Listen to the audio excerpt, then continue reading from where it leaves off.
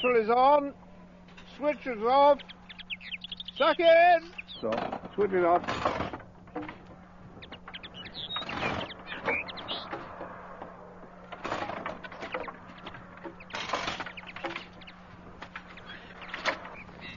Contact!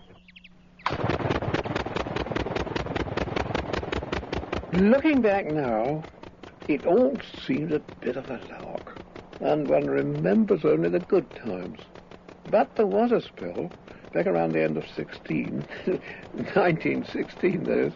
I've seen it stated somewhere or other that the life expectation of aircrew in the worst hit squadrons was something in the range of about 11 days to 3 weeks. That's a pretty frightening thought, isn't it? Higher and higher and higher and higher and higher and higher and higher. Up in my plane I soar, 20 feet or more.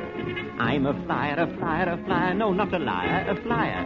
They take my flying bedstead for a lark. And when I fly in the sky, they all cry as I pass by, Airman, airman, don't put the wind up me.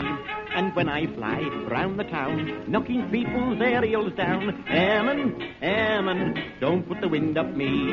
They all look up and say, is it a fairy, a cock-a-doodle-doo or a canary? And when I fly, they all shout, someone's let the linnet out. Airman, airman, don't put the wind up me.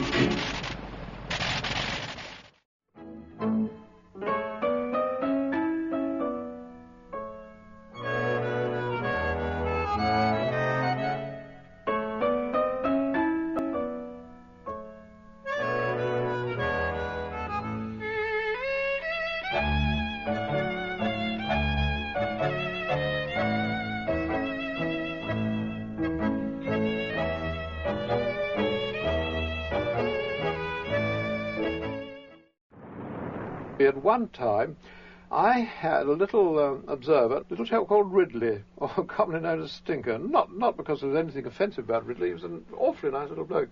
Stinker was an affection name. Very good little type. But he had a sense of fun, rather. And he also not only had a sense of fun, but he had a 5-bob brownie box camera.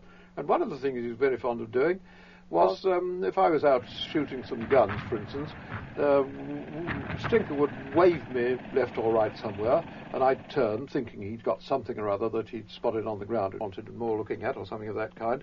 But what he was doing is taking me into a place where we had loads of Archie is anti-aircraft gun, of course, loads of Archie bursts, and then he would pull out his 5-bob brownie box camera and take close-up photographs of Archie bursts in there. It really got to beyond a joke on one occasion when he had an idea that he'd like to take a photograph of his pilot while he was flying around in the air. To do this, of course, he had to unship the Lewis gun and clamber up onto his seat with his little 5-bob brownie box camera. At this time, up on there appeared a Hun, with my total defence being Ridley and a 5-bob brownie box camera. But nevertheless, Stinker Ridley would insist on going on with the job that he'd started on, and which was taking the photograph of his pilot. And I have the photograph, when it came out, is the most terrified piece of pilotry you'd ever wish to see. I've still got a picture of it.